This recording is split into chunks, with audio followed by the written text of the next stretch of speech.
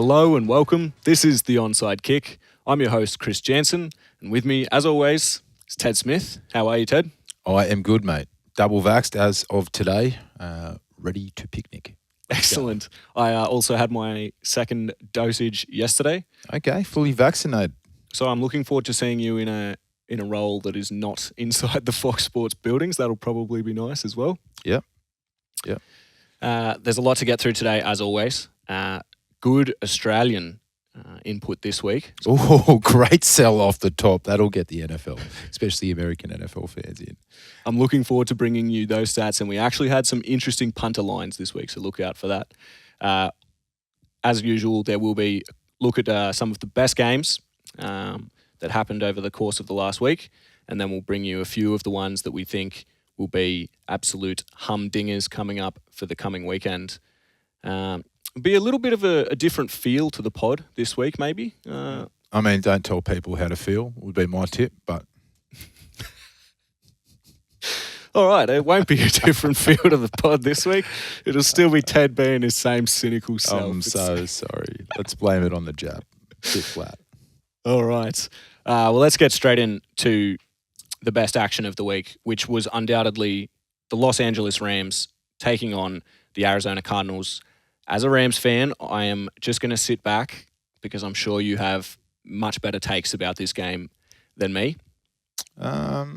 Maybe. Let's see. We said last week they're probably one of the best teams in the NFL. Given that Arizona went to LA and absolutely waxed the Rams, you got to put Cards right up there. They're the only undefeated team left. Kyler Murray's averaging 9.5 yards a throw. They're excellent, but CJ, I wouldn't get too carried away. Cardinals play the 49ers this week. I know we're not going to do a preview of that game, but they've only won one of their last four versus the 49ers. And as we say, each week, it's a week-to-week league. The story can get flipped on its head as soon as this Sunday for Americans, Monday for us. And to stay on that point, if Sean McVay goes to Arizona the next time they play, the second division game versus the Cardinals, if the Rams win that game, McVay's 9-1 versus Arizona over his first 5 seasons. So, yes, as it stands, Arizona, very good. And as for the Rams, as a Rams fan, I'm willing to put down that hard beat down due to the fact the game was sandwiched between the Tampa Bay Buccaneers and Thursday Night Football with the Seahawks. And like I said, McVay was, before the weekend, 8-0 versus the Cards. I think he just overlooked it. It can happen. But, yeah, Cards number one in the NFC West and the NFC and the NFL. So. Yeah, they look good. That's now the fourth game where they've scored at least 30 points and where they have had at least 400 yards of offense. So they are well and truly rolling in that sense. I know you've still got a few issues probably with Mr. Kingsbury. I've got to walk that back. Surely, I've got to walk that back now. They still give away some silly penalties. I don't think he's one of the best head coaches in the NFL, but he's got to be pretty good at offense. Right. They're killing it. Hopkins didn't have a touchdown last week. Their other young gun wide receiver, Kirk, he didn't have a touchdown, and they still almost put up 40 points on the team that was the number one defense in the NFL last season. So, things are looking up, but also it can get, like I said, the script can get flipped on its head really quick. So, turning back to the Rams, do you think it was cause for concern, or do you think, particularly just the way the first half seemed to unfold with a few costly turnovers, things like this, are these just gelling issues between the team, or is there something more? Maybe McVay didn't read into the short week enough, or outcoached, outplayed. The Sony Michel fumble was bad. The Stafford interception wasn't really in character for this season. He was 9-1 in terms of touchdowns. The interception ratio is coming into this game. But I think the combination of the Rams taking it a bit easy on a team that they had, the Cardinals were their whipping boys. And then because the Cardinals had been the Rams whipping boys for so long, I think they were a bit pepped up for this game. So, yeah. But, I mean, who cares? At the end of the season, if the Rams win the next game and they're 9-1 versus Arizona over their last 10 starts, this is going to look like a blip on the radar. Yeah. And you got to be bonkers if you get too invested in week 4 and like, oh my God, we lost to the Cardinals at home. Season over. Let's rebuild for next year. What are we talking about? 17-game season. Good teams will have a loss. There's only one undefeated team left. So that proves that point. Who were a Greg Joseph missed field goal away from not being undefeated as well. Important to remember. The Cards have looked dodgy at points too, we should say. Anything else you can think of for the Rams and Cards, or just how inept the defense looked? That would be if I had to pick something. I was like, oh, okay, well that is a bit of a concern. It's how easily the Cardinals got up and down the field versus the Rams. Are you putting that down to the brilliance of K1 or sloppy on defense of the Rams? Kyler Murray is the best show in sports at the moment, so I'll give him all the plaudits. He's deserving of being in the MVP chat now. What a tiny little legend. In his Baby Yoda impersonation. Always gets the fans going.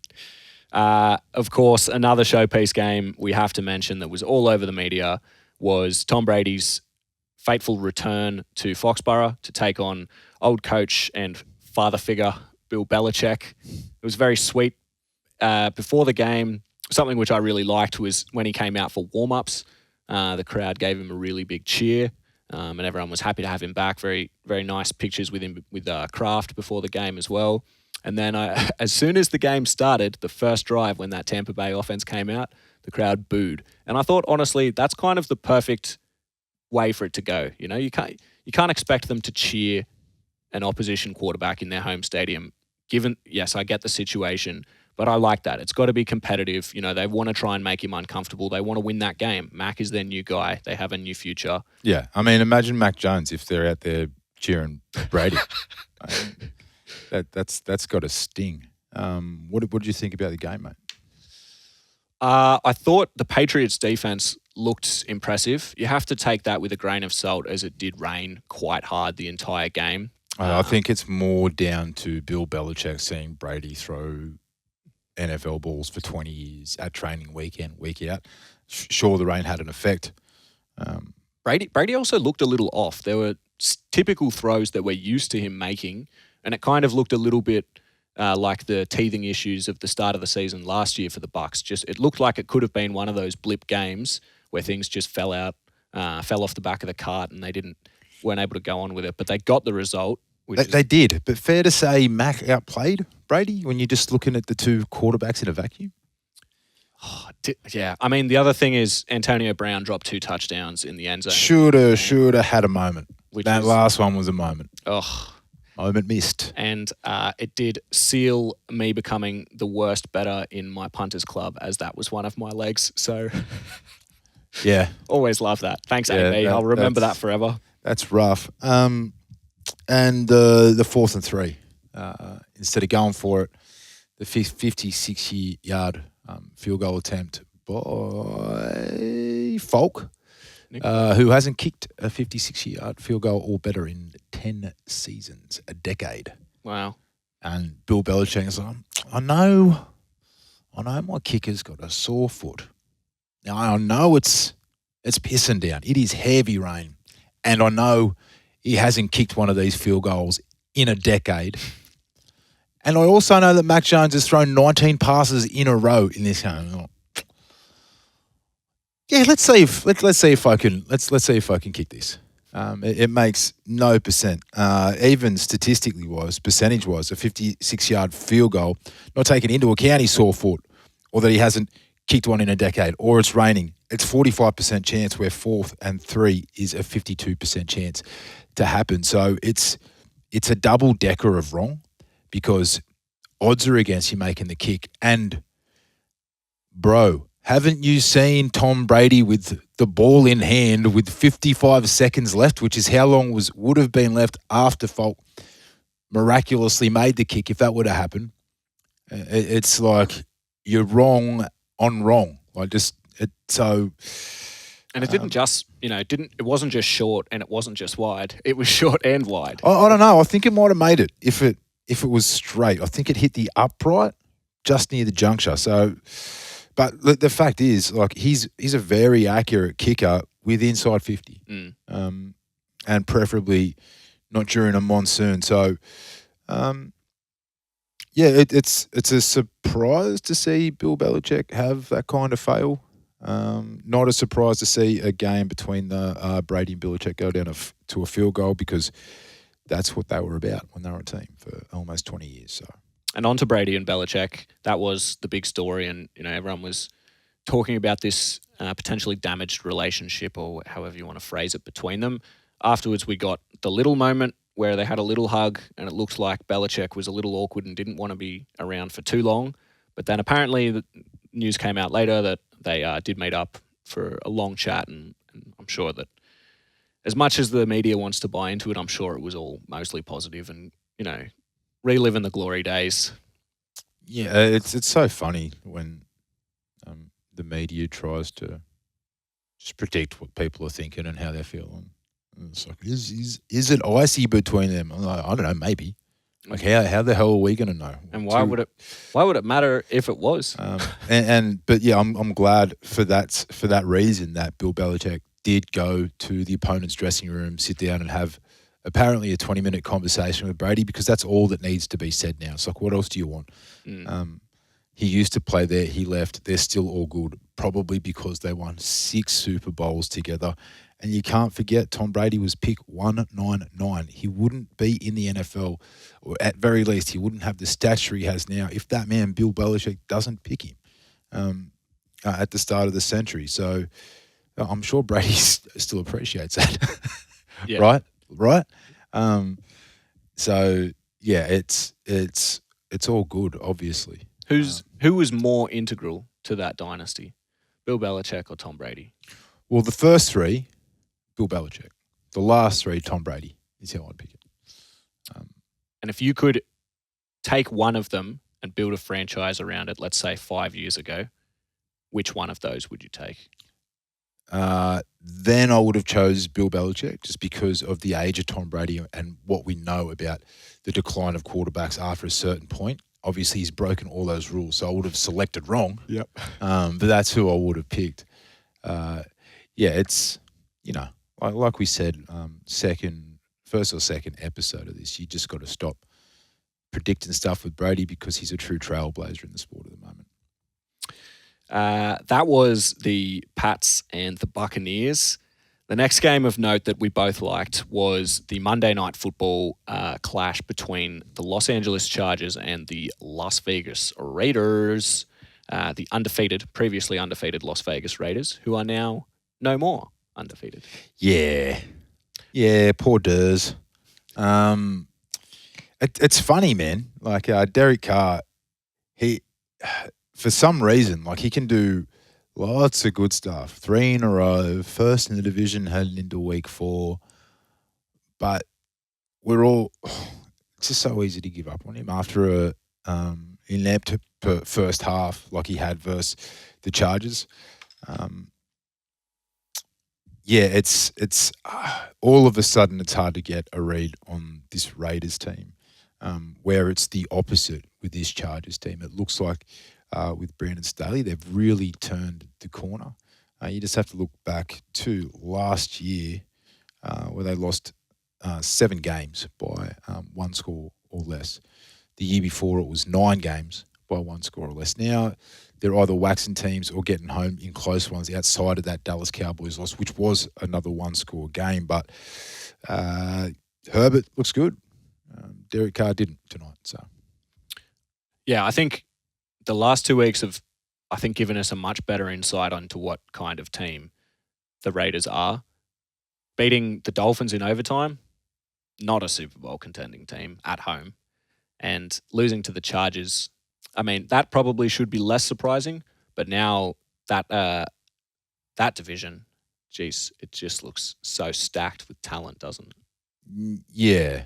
But, yeah, Denver had a loss this week as well. I don't know how much we're meant to trust them. Well, yeah, the 3 wins to start the season were against 3 of the worst teams in the NFL. I had them as the 3 worst, 32, 31, 30. But yeah, Raiders, question mark, Chargers, let's go. See what happens. Austin Eckler needs to be said as well. 145 total yards, a receiving and a rushing touchdown, which seems to be the new thing for running backs in the NFL. Well, he's currently the best receiving running back in the NFL, I think. Who'd be better? Aaron Jones, maybe? It's a pretty good snapback answer, but yeah, you know. But I'd say, yeah, up the top, those two definitely. Giovanni Bernard as well. Well, you could tell Brady missed him, man, versus the Patriots. Every time Lenny Fournette dropped one, Brady just did the old man, hands on the hips, and looked at Bruce Arians and like, mate. Where's my receiving Where's back? Giovanni, mate? Yeah. I need someone that can catch the ball. It was a tough loss for the Raiders. Another tough loss, circling back, was the Thursday night football game between the Bengals and the Jags. The Jags again started well and looked impressive for about 2 quarters, 3 quarters of this game. Trevor pulling out some of his old tricks, looking good, and then ultimately finding a way to lose that game. And it continued to get worse, I think we're saying. It got briefly better for Urban Meyer, but then ultimately I think it's going to be much, much worse. Yeah. Urban Meyer may have just got bumped and grinded back into coaching college football. If you haven't seen the video, you don't have to watch it. Like, who cares? Just know that the Jags coach has done something that has required him to apologise to his team, ownership of the Jags, as well as his missus and his family, who was at home babysitting while Urban was out at a club. That's a tough week for Coach Meyer. That's going to be a tough week. I think that speaks volumes. I think that speaks volumes to the difference in professionalism between the NFL and college, where, for example, Lane Kiffin was the coach at Florida Atlantic while I was there, and it was quite frequent that you would see him out in the clubs partying with the students and things like that, and still holding that, you know, image as the professional head coach. Whereas you come to the NFL, that sort of thing just does not fly anymore. It does not stick. You're not allowed. Yeah, like, he may not survive this in terms of keeping his job at Jacksonville, but he got away with so much more at college. Like, he got away with some questionable shit, domestic abuse, violence for one of his coaching staff. When he was at Florida, over 30 people arrested during his tenure there. Then he cops a little lap dance over the weekend, and that could be the end of it, because people are looking for a reason to get rid of him. Yep. He's not rubbing people the right way. This may be the straw that broke the camel's back in regard to Urban Meyer plummeting out of this league and finding himself, I don't know, maybe USC. But yeah, there's lots of stuff coming out of the locker room as well that he's lost all respect. The owner of the Jags has told him that in a statement released to the media that he needs to earn respect back, which is like, hey, you've lost it. You've lost the respect from not only the players but ownership as well. Yeah, probably a team we won't be talking about, be reviewing too many games of in the future if it continues to go. I don't know, man. I mean, we watched Daytona for the car crashes, baby. 2 teams, though, in better news, were both New York teams, won their first games of the season. Obviously, both from New York, both getting their first win of the year. They both needed OT, and they both scored exactly 27 points to win that game. Yeah, I'm just looking at my notes. They're all in 0s and 1s because we are in a simulation. When you read that shit out to me, that's how it makes me feel. But yeah, good on the Jets for beating the Titans, mate. It was ugly. The Titans didn't have Julio or AJ Brown, and yet Tannehill was still determined to throw the ball, I think, somewhere around 40 times. I think it was 40. To a collection of effectively rookie and backup receivers. 30 from 49. I think, forgetting the 2 New York teams who are probably not going to have fantastic seasons. The other side of that is Tennessee and the New Orleans Saints, who are two teams that I think a lot of people had reasonable expectations for. It is early, we say these things all the time, but not a good enough result. Got to win those games. Especially what it means. Like, you're up there with the Rams and the Bucks and the Panthers. If you go up 3-1, which is the opportunity they had, and if the Saints go up 3-1 with a sluggish start to the season, with some talent to come back, in Michael Thomas, his return's only around the corner, only 2 years removed from being the best receiver in the world, essentially. So should be able to help Jameis Winston, and you lose to the winless Giants on your home ground, in front of some home fans that were really keen to see you get it done. So that's probably the most disappointing loss of the weekend, mate. You're right. I'm going to move straight into our Aussies because there were some absolutely great things to come out of the Aussies who played this week. Firstly, one of those great things was not Jordan Mailata, who did not kit up for the Philadelphia Eagles. And again, the O-line, even without him, was relatively impressive. I tell you that because I think earning a silver medal in our Australian of the Week competition was Aaron Sipos, who, as a punter, had 0 punts against the Chiefs. Yeah. The Chiefs' defense did not force a single punt in the entire game. I wonder how much money he's on. Let's say 1.7, 100 grand a game. Just cleared 100K, didn't do anything. Just put on a helmet and sat there, played Sudoku on the sideline. Might have had to hold. Might have had to hold a few times. Yeah, that's still, 25 grand to hold. Tony Romo probably would have needed a lot more than 25. Oh, is he still copping drive-bys for that? It's legit 2 decades ago, bro. The easiest takedown of all time. Yeah, Romo's doing all right, mate. He'll let you have that one. Other Aussies, we had another Aussie punt-off, which I always love, which was the 49ers playing against Seattle. And Mitch Wishnowsky, who is deserving of our Australian of the Week, the gold medal, because he punted and kicked for the 49ers in the absence of their injured kicker. Did he get a kick? He got 1 extra point out of 2. Okay. And he missed a field goal. From 43 yards, though, There are NFL actual kickers missing 43-yard field goals. Yeah, well, at least he can do that as well. And he had a solid 6 punts.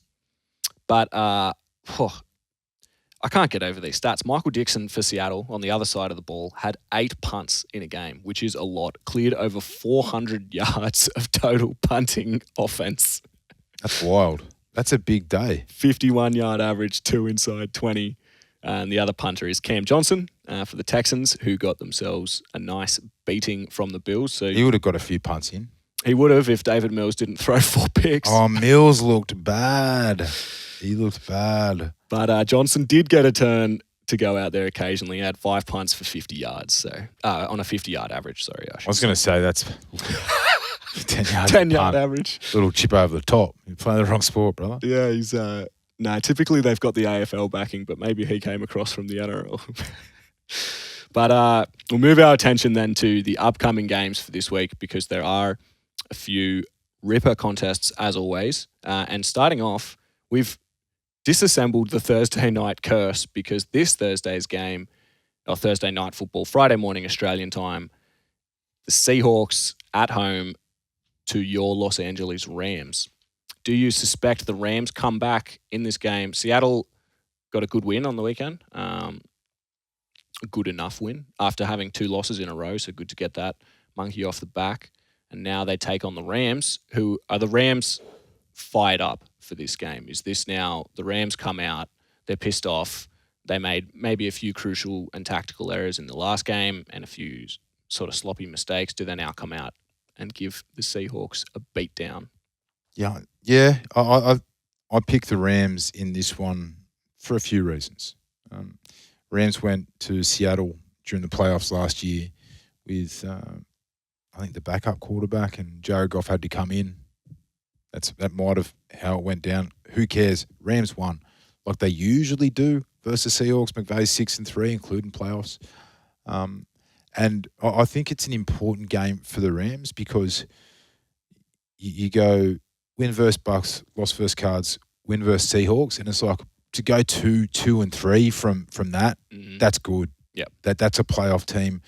But if you go, okay, you beat the Bucks, then what have you done for me lately? You've lost 2 division games. You go down to the Cards, you go down to the Seahawks, and then the start of the season has a completely different feel to it. And we'll be 5 games through after this week. So, a bit more weight is going to start going into the assessment of these teams as these games continue to unfold. But, just look at it's a clash of styles too. You've got old Pete Carroll, who in a movie would get played by Gary Oldman, versus Sean McVay, who might get played by Timothée Chalamet. I don't know. Like, there's a big age gap here. Carroll likes to run the ball. He's heavy on the run, even though he's got Russ still wanting to cook back there, whereas McVay is the Swiss Army man of offense. There's just I can find more reasons to go with the Rams than I can the Seahawks. Another matchup to look forward to is the Chargers taking on the Browns. The Browns had, an unconvincing 14-7 win over the Vikings. I mean, it's only unconvincing if you want your quarterback to do something. Yeah, they did totally shut down a Vikings offense, which had been looking better. Oh, I mean, mate, weapons. Kirk Cousins hadn't thrown an interception before that game. I think he was 2-3 in terms of touchdowns each game, 2-3, or 2-3. So he was killing it. You got Jefferson, you got Thielen, Cook was back, although I think he may have picked up some more bumps and bruises after this game. So to get 7 points in Minnesota, you go back to the week before when Myles Garrett and that Browns defensive line absolutely dominated Chicago. I actually looked at that game and thought, I don't think they can do that versus Minnesota. I think that was a sign of how really bad Chicago is. I was wrong. Again, it was that Browns defensive line. Kirk Cousins looked like he wished he'd stayed in his COVID bubble instead of coming out to play that one, because he was getting absolutely hounded. To finish 7 points after you put 30 on versus Seahawks the week before, very surprising and very disappointing for a Vikings team that essentially needed that win now. 1-3, looking down the barrel of a 1-5 start. Baker Mayfield probably had one of his worst games in recent history. Real hard to watch, mate. Real hard to watch. Looks like the Baker of the first season and a half. Just loopy helicopters, missing easy targets. The cadence seemed off as well, like his relationship with the linemen, getting into formation and things like that. It just seemed clunky. Yeah, well, he's lucky that he has the best two-headed beast in the NFL in Chubb and Kareem Hunt. Yeah, Chubb and Kareem Hunt, who continue to take turns at dominating opposition defenses. And then the Sunday night football game is another one of particular interest to us. The Kansas City Chiefs taking on the Buffalo Bills. Chiefs at home. The Bills, as we mentioned, gave that 40-point drubbing to a luckless Houston Texans. So anytime you shut a team out in the NFL, it's worthy of respect, regardless of how poor the Texans They've done it twice are. in the last 3 weeks. Correct. Combined scores 75-0 Texans and Miami since their first round loss, first week one loss versus. We're going to look back on that game and be like, okay, so that ended up being the biggest upset of the year by a long way, because Ben Roethlisberger needs to be taken out to the farm by the Steelers. But I digress. The Bills, 118-21 since that week one loss to the Steelers. So they're red hot at the moment, and looking for some revenge for last year's AFC Championship game. Was it the AFC Championship game? Yeah, it was. Yeah, yep. It was. But you know, they're playing the Chiefs. The Chiefs got back on track, we can say, despite the fact that their defense is still as shady as ever. You put up 42 points, you're going to win a game. Tyreek Hill, back to his best, or maybe that said more about who was covering him from Philly, because he had been shut down in the previous fixtures, but he exploded into life in this one, which I think is more to do with the fact that you can't keep a receiver like Tyreek Hill locked down for a whole season. Well, he it was his poorest 2-game output I can remember, weeks 2 and 3 for Tyreek Hill. So good to see that it's not due to some niggling injury or something, because he was unbelievable on the weekend versus that weak Philadelphia secondary. So, but I mean, it does add some data to the blueprint that will help you beat the Chiefs. Keep Tyreek Hill super quiet, because that's what he was in week 2 and week 3, and I don't think it's a coincidence. That's when they lost. Can you give me a tip for this one? Mate, weeks 2, week 3, the Chiefs were the only loss I had in multis. Can you believe that? So you're not prepared to bet on them again? No, I'm still not prepared to bet against them. I think that's the takeaway for sure. Yeah. So yeah, silly to pick any facet of a football team over what Mahomes can do with that offense, I think. So, in saying that, Bills, the only team off the top of my head that's probably top 5 in offense and defense. So, should be a great contest. That is the Bills versus the Chiefs. And now I hand it over to my favourite Chief, Ted Smith. What are some takeaways that you've had from the season so far? Okay. Well, here we go. Just looking at this week's matchups, like you said, some really good ones. Chargers, Browns, 3-1 Bengals versus 3-1 Packers, but there's also some big stinkers, mate. Some absolute smelly games. Falcons, Jets. Pooey.